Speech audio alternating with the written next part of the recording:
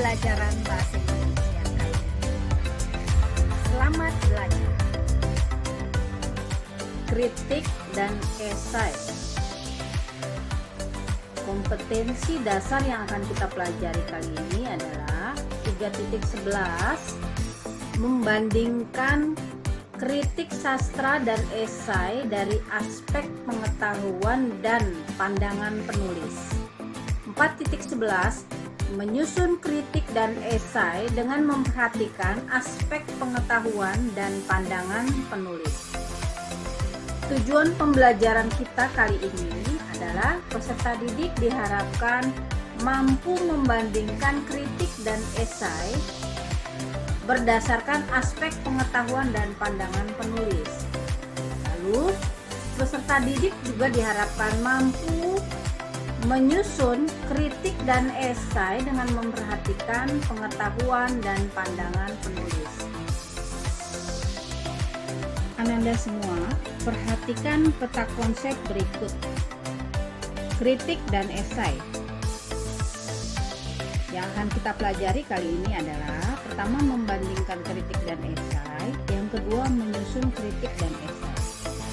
Di dalam membandingkan kritik dan esai, apa yang perlu kita ketahui, yakni karakteristik kritik dan esai tersebut, ciri atau karakteristik.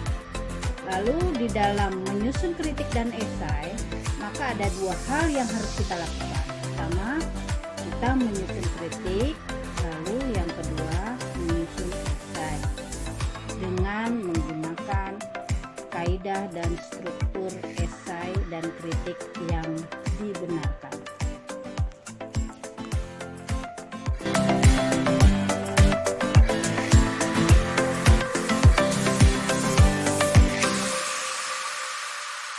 Karakter kritik dan esai. Pertama, unsurnya. Unsur kritik berbeda dengan unsur esai. Unsur kritik membahas karya tertentu berdasarkan kelebihan dan kekurangannya, lalu membahas pandangan lebih objektif berdasarkan teori, pendapat, dan fakta. Sedangkan unsur esai membahas fenomena tertentu, sastra, bahasa, sosial, politik, keamanan, dan lingkungan, serta pembahasan bersifat subjektif berdasarkan sudut pandang dan persepsi penulis itu sendiri. Lalu, jika dilihat berdasarkan struktur, kalau kritik, strukturnya yang perlu diperhatikan, pertama identitas karya, kedua sinopsis, ketiga pendapat, kelebihan dan kekurangannya, yang keempat deskripsi manfaat. Sedangkan esai, strukturnya pertama pernyataan umum atau tesis, kedua rangkaian gagasan, ketiga penegasan ulang. Lalu dilihat dari segi kebahasaan, kalau bahasa kritik itu bahasa ilmiah populer, sedangkan kalau dalam bahasa esai bahasanya ilmiah populer. Jadi untuk masalah kebahasaan, kritik dan esai sama-sama menggunakan kebahasaan ilmiah populer. B. Menulis kritik.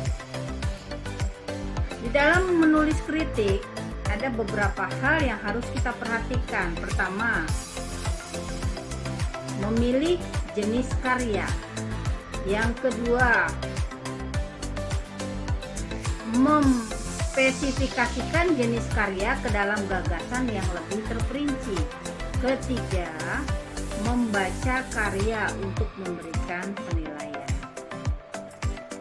Dalam memilih jenis karya, kita harus melihat kriteria pemilihan, diantaranya menarik dan penting dikuasai.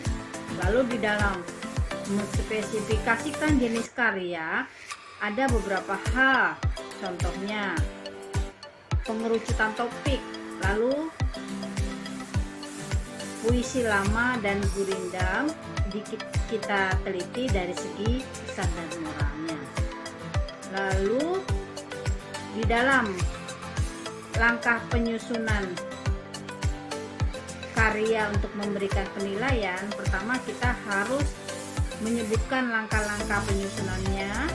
Yang berikutnya menganalisis karya sastra serta menilai fakta dan opini kita di dalam menyusun pendapat yang didasari tentunya teori dan kritik. C. Menulis esai. Ada beberapa hal yang harus diperhatikan di dalam menulis esai. Pertama, pemilihan topik. Yang kedua, menspesifikasikan topik dalam gagasan yang lebih rinci. Yang ketiga, mengumpulkan bahan. Yang keempat, mempertimbangkan sasaran pembaca. Di dalam pemilihan topik, biasanya kita harus menentukan kriteria, pentingkah, menarikkah, atau dikuasaikah. Lalu di dalam menspesifikasikan topik, contohnya misalnya topik pahlawan, yang kita bahas proklamator. Nah, siapa pahlawannya? Yakni Muhammad Hatta. Lalu di dalam mengumpulkan bahan, tentu kita harus merujuk pada teori-teori dan fakta. Lalu di dalam mempertimbangkan sasaran pembaca, maka kita harus menggunakan acuan dalam menentukan gaya bahasa dan keluasan isi tulisan. Itu bagaimana penilaian kita. Demikian pembahasan kritik dan esai kali ini. Semoga bermanfaat.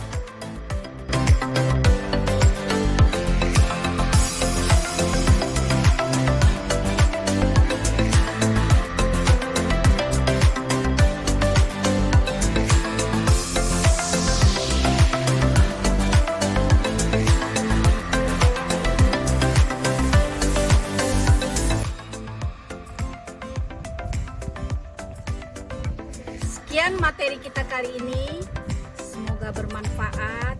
Assalamualaikum warahmatullahi wabarakatuh.